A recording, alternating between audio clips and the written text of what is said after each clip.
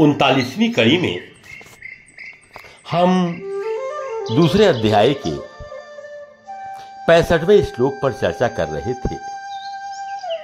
राग द्वेष से मुक्त प्रसन्नता युक्त मन वाले कर्मयोगी ही और उनकी बुद्धि ही परमात्मा में भली भांति स्थिर हो जाएगी। केशव के इस कथन का विश्लेषण करते हुए हम राग द्वेष से मुक्ति और प्रसन्नता तक पहुंच चुके थे। राग से मुक्त होना, इसका वास्तविक अर्थ क्या है? आइए अब इस ओर बढ़ते हैं।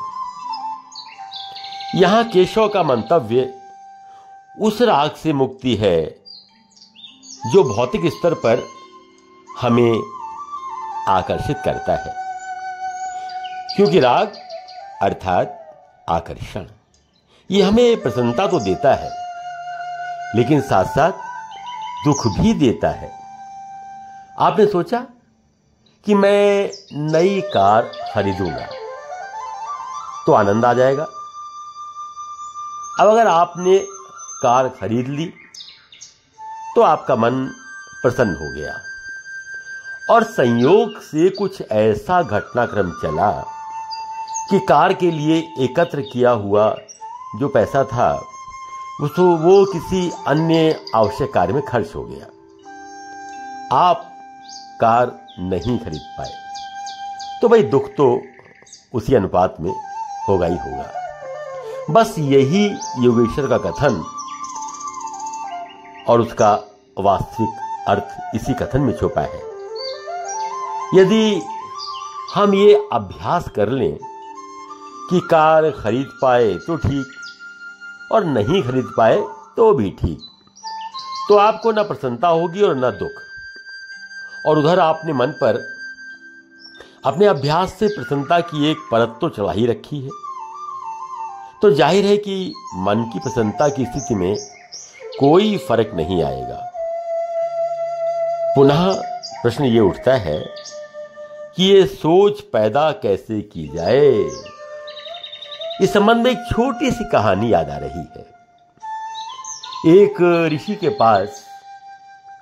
पास के गांव का ही एक किसान पहुंचा और बोला, आचार्य जी, मैं 6 महीने के लिए गांव से बाहर जा रहा हूं, तब तक मेरी गाय को आप रख लीजिए, मैं वापस आकर आपसे ले लूंगा।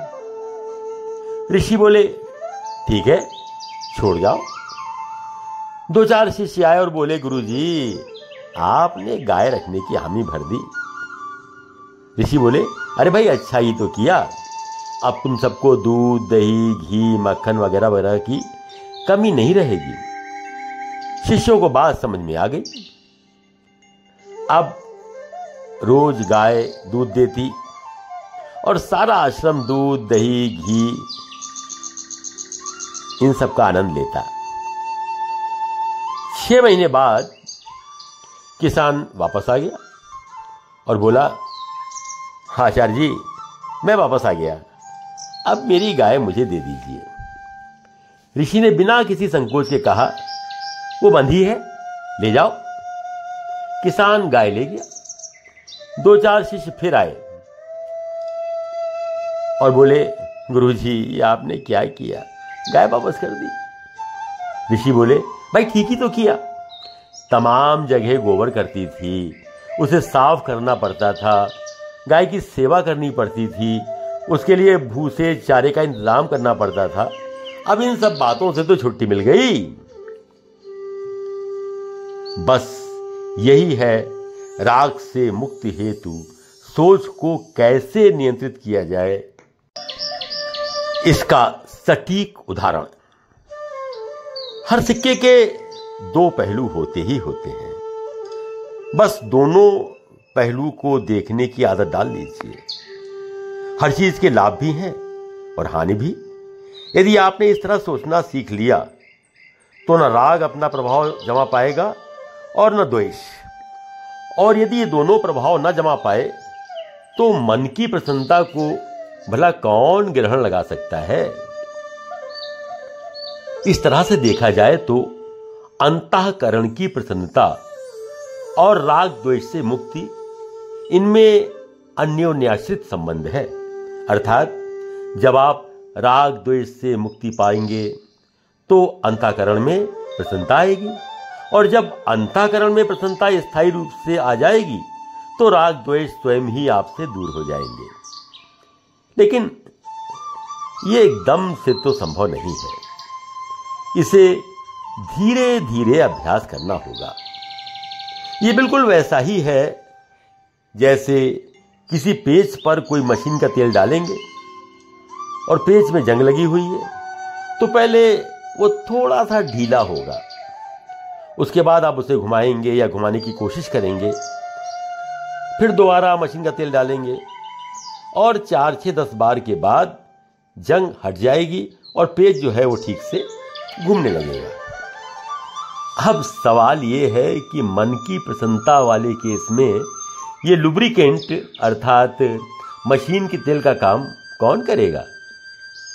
जनाब, ये तेल बनेगा आपके दृष्टिकोण में बदलाव, अर्थात जैसा हमने पहले कहा कि हर चीज, हर घटना, हर परिस्थिति के दोनों पहलू देखना और उसके वास्तविक सत्य को स्वीकार करना, यही राग द्वेष से मुक्ति दिला सकता है। प्रसन्नता सदैव अंदर से ही आती है, और यदि आपने एक बार उसे मन में स्थायी रूप से आत्मसात कर लिया और इस सत्य को स्वीकार कर लिया कि प्रत्येक वस्तु परिवर्तनशील है, नाशवान है, जिसका सृजन हुआ है उसे नष्ट तो होना ही है, तो आपके मन की प्रसन्नता का स्थायी भाव कभी नष्ट नहीं होगा। श्लोक में आगे मुरलीधर ये कहते हैं कि उस प्रसन्न चित्त वाले कर्मयोगी की बुद्धि सब ओर से हटकर एक परमात्मा में ही भली भांति स्थिर हो जाएगी। अब हम इस बात को भी ठीक से समझने का प्रयास करते हैं। एक बात तो समझ में आ गई कि राग द्वेष से मुक्ति के लिए अगर हमने अभ्यास कर लिया तो मन की प्रसन्नता स्थायी हो जाएगी। अब आगे शब्द आया कर्मयोगी, अर्थात कर्म को योग के समान करने वाला, कर्म को केवल कर्म मानकर करने वाला, बिना परिणाम की चिंता किए कर्म करने वाला, वो है कर्मयोगी। स्पष्ट है कि जब हम राग द्वेष से मुक्त होंगे तो हमारा कर्म भी शुद्ध कर्म होगा। आपको अपनी बहन का विवाह करना है, ये आपका कर्म है। आपने इसमें न अपनी हानि देखी न लाभ सोचा, केवल अपना कर्म कर्तव्य समझकर अपनी सारी शक्ति एकत्र कर शुद्ध मन से योजना बनाकर विवाह की व्यवस्था आपने कर दी। अब विवाह के बाद उसका अपने पति के साथ तालमेल ठीक से हो पाता है या नहीं, ये आपके बस की बात तो नहीं है। तो इस राग द्वेष से भी आप मुक्त हैं। फिर परिणाम जो भी हो, आपके मन की प्रसन्नता पर इसका कोई असर नहीं पड़ेगा। अब यहां दो बातें हो गई। आपकी सारी इंद्रियां, आपका मस्तिष्क, आपकी मेधा तो कर्म कर रही है, किंतु आपका मन इन सब से ऊपर उठकर स्थायी आनंद के भाव में डूबा हुआ है, विचरण कर रहा है। जैसे ये स्थिति आएगी, हालांकि आसान नहीं है, किंतु फिर दोहराते हैं, करत करत अभ्यास के, है ना। तो माधव कहते हैं कि जैसे ये स्थिति आएगी आप परमात्मा में भली भांति स्थिर हो जाएंगे। अब यहां एक और शब्द आया, परमात्मा। परमात्मा क्या है? इस शब्द की परिभाषा जितनी गूढ़ है उतनी ही सरल भी है। विश्व के जितने प्राणी हैं उनकी परमात्मा की अपनी अपनी परिभाषा है। यानी वही बात कि जाकी रही भावना जैसी, प्रभु मूरत देखी तिन तैसी। तो बात तो वही है। और एक और बात कि विश्व की आबादी का एक बहुत बड़ा हिस्सा तो केशव को ही परमात्मा मानता है। फिर केशव किस परमात्मा की बात कर रहे हैं? अरे भाई, शब्द का अर्थ तो शब्द में ही छिपा है। परमात्मा अर्थात परम आत्मा, अर्थात संपूर्ण सृष्टि में व्याप्त आत्म तत्व, जिसका ना कोई रूप है, ना रंग है, ना आकार है, ना मूर्ति है, जो अमूर्त है, अव्यक्त है, असीम है, अखंड है, अबाध है, और जिसे एक शब्द में कहा जाए तो वो है सच्चिदानंद, अर्थात सत्य चित आनंद अर्थात चित्त के सत्य का आनंद, ये संपूर्ण सृष्टि में फैला आनंद भाव ही परमात्मा का रूप है। और यदि हमने अपने मन को प्रसन्नता के स्थायी भाव का साथी बनाकर कर्म किया तो हम इस परमानंद या परमात्मा के आनंद से जुड़ जाएंगे। यही इस श्लोक में केशव ने समझाने का प्रयत्न किया है। धन्यवाद।